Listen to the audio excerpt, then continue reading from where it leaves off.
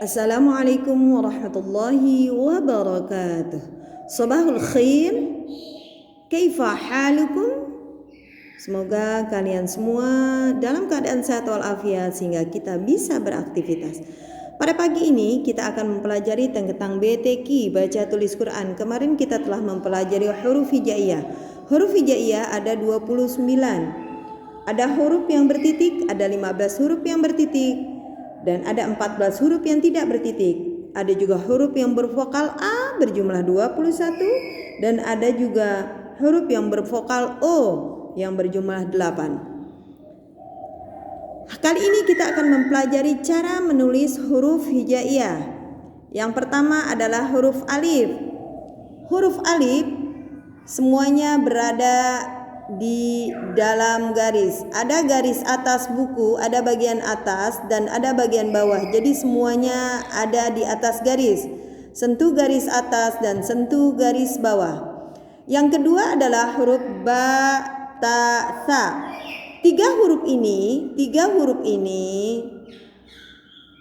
mangkoknya ini sama. Kita mulai dari atas garis sedikit, tarik sampai ke atas lagi.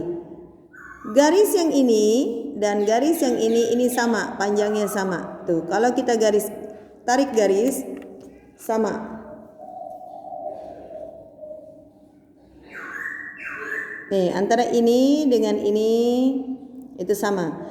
Membedakan ba, ta, sa hanya di titik. Ba titik 1 di bawah, ta titik 2 di atas, dan sa titik 3 di atas.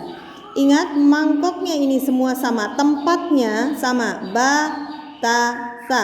Tidak boleh ada di bawah garis atau tidak boleh melayang. Tidak boleh. Ba, ta, sa ini hurufnya nempel di garis. Ya, menempel di garis. Huruf selanjutnya adalah huruf ja, ha, kho. Cara penulisannya adalah dimulai dari atas garis, ada garis lurus, kita tarik bikin perutnya yang gendut perutnya. Titik 1 di bawah adalah ja. Ujung ini dengan perutnya ini sama, kurang lebihnya kalau kita tarik garis lurus ini akan sama. Tidak lewat ke sini dan tidak juga masuk ke dalam sini. Jadi kurang lebihnya antara ujung ini dan perutnya ini sama, garis lurus. Kalau kita tarik garis lurus sama. Ha sama, kho sama. Yang membedakan ja, ha, kho hanya pada titik. Ja titik 1 di bawah, ha tanpa titik, kho ada titik 1 di atas. Jadi penulisan ja, ha, kho itu sama. Dimulai dari atas garis, dilanjutkan dengan bawah garis sampai ke bawah garis karena dia ada perutnya. Antara ujung ini dengan ini kurang lebih lurus. Tuh. Ya. Huruf selanjutnya adalah huruf dal dan zal. Dal dan zal hurufnya semua berada di atas garis. Hurufnya tidak besar, huruf dal dan zal hurufnya semua berada di atas garis dan hurufnya tidak besar. Penulisannya hurufnya kecil. Ini ada lengkungnya. Nih. Yang membedakan dal dengan zal adalah di titik. Zal ada titiknya. Untuk selanjutnya adalah penulisan ro dan zai. Ro dan zai dimulai dari atas garis dikit, dilanjutkan dengan garis bawah. Melengkung dia. Yang membedakan ro dengan zai adalah titik. Hati-hati, tidak boleh terlalu ke atas. Kalau dilanjutkan ke atas nanti akan berubah jadi nun, ya. Ra dan zai hurufnya ada dimulai dari atas garis dikit, dilanjutkan dengan di bawah garis, tapi tidak ketemu di atas lagi ya. Huruf selanjutnya adalah sin dengan shin. Ada dua gerigi yang kecil di atas garis, nyentuh dengan garis, bersentuhan dengan garis. Lalu kita buat mangkoknya ke bawah garis, kita kembali lagi ke atas. Kurang lebihnya ini dan ini sama tingginya. Nih, sya. Sin dengan shin itu sama, yang membedakan hanya titik 3 di atas. Cara penulisannya, gerigi yang kecil 2 ini berada di atas garis, nempel dengan garis. Selanjutnya adalah huruf shad dengan dhad. Shad, garis lengkung ini nempel di atas garis. Nih, nempel di atas garis. Dhad juga begitu. Yang membedakan shad dengan dhad adalah ada titiknya. Ingat, yang ada mangkoknya, mangkok itu ada ke bawah garis dan kita lanjutkan ke atas lagi. Jadi antara garis ini dengan garis ini itu sama. Ta dengan zo, ta dengan zo, cara penulisannya sama dengan so dengan do. Nih, ya, semuanya ada di atas garis, sentuh dengan garis. Ada garis tegaknya. Tuh, tidak terlalu di pinggir dan tidak juga di tengah. Dia garisnya itu antara pinggir dan tengah-tengah, tidak boleh terlalu tengah dan tidak boleh terlalu pinggir. Yang membedakan to dengan zo adalah titik. Ingat ya, cara penulisannya ada di atas garis. Bentuknya lonjong dia. Selanjutnya adalah huruf ain dan huruf gha, ghain. Kepalanya ada di atas garis, sama. Kepalanya ada di atas garis, perutnya ada di bawah garis. Yang membedakan ain dengan ghain adalah titik. Ya. Ain, jika dia huruf tunggal, ain dan ghain, jika huruf tunggal, hurufnya seperti ini, pasti ada perutnya. Pasti ada perutnya. Kalau huruf tunggal, huruf hijaiyah tunggal. Kalau dia ada di akhir, kalau huruf sambung ain dan gha ada di akhir, dia pun tetap ada perutnya. Cuman bentuk kepalanya, bentuk atasnya berbeda jika sambung. Selanjutnya adalah huruf fa dan qaf. Huruf fa, semua hurufnya ada di atas garis, sentuh dengan garis huruf fa. Titiknya satu di atas, ada bulatan kecilnya. Ya, kurang lebihnya dia sama dengan huruf ba, ta, sa. Cara penulisannya yang membedakan huruf fa adalah ada bulatan kecilnya di atas. Kalau huruf ba, ta, sa tidak ada bulatannya. Selanjutnya adalah huruf qaf. Huruf qaf itu bulatannya itu ada di atas garis, mangkoknya tetap ada di bawah garis. Yang namanya mangkoknya tetap ada di bawah garis. Bertitik 2, itu namanya qaf. Ya, bedanya dengan fa dan qaf, huruf fa semuanya ada di atas garis, huruf qaf ada yang di atas garis dan ada yang di bawah garis. Selanjutnya adalah huruf kaf. Huruf kaf semuanya ada di atas garis. Semuanya ada di atas garis. Huruf lam ada yang di atas garis dan gagangnya, gagang payungnya ini seperti gagang payung ini ada di bawah garis.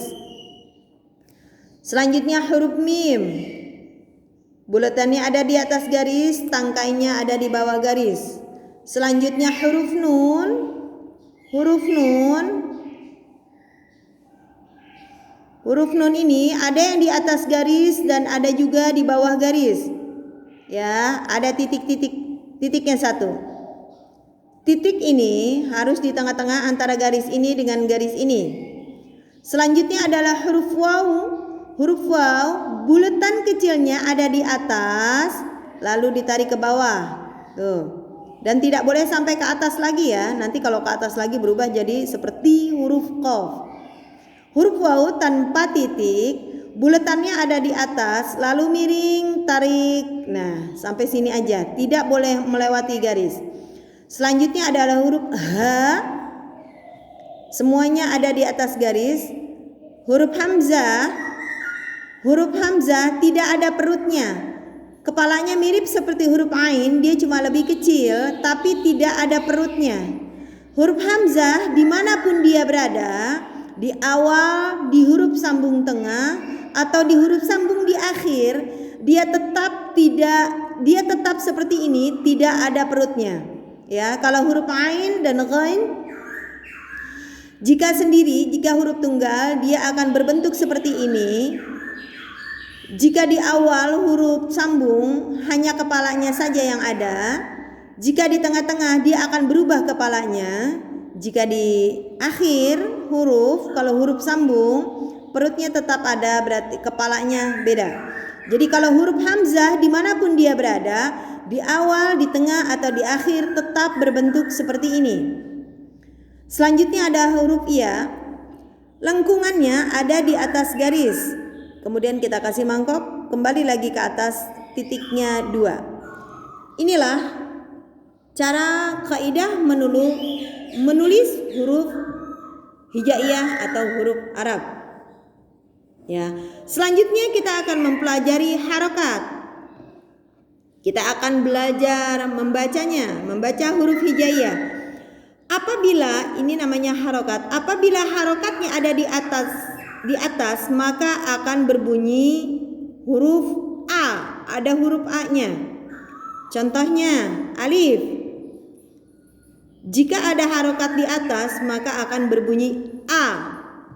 Nyebut huruf A, mulutnya harus dibuka, tapi tidak boleh terlalu lebar dan tidak boleh terlalu kecil. Kalau terlalu kecil nanti akan berbunyi padahal A itu kurang lebih, kalau kita masukkan jari kita ke dalam mulut kurang lebih ada 2 jari setengah kurang lebih. Selanjutnya adalah jika huruf ba ada harokatnya di atas maka berbunyi ba. Ini juga ta, ada huruf A-nya. Sa, ja, ha, kho, da, za, ro, za, sa, sha, so, bo, po, wo, a, gho, fa, o, ka, la, ma, na, wa, ha, a, ya. Huruf hijaiyah jika ada harokat fathah akan berbunyi ada huruf A-nya. Selanjutnya, jika harokatnya kasroh dia akan ada huruf I-nya. Jika menyebutkan huruf I berarti mulut kita senyum. I, bi, ti, si, ji, hi, khi, di, zi, ri, zi. Si, shi, si, di, ti, zi, i, ri. Fi, qi, ki, li, mi, ni, wi, hi, i, yi. Selanjutnya kita akan mempelajari tentang harokat dhammah. Jika ada dhammah maka huruf hijaiyah akan berbunyi u. Ya. U, bu, tu, su, ju, hu, khu, du, zu, lu, zu.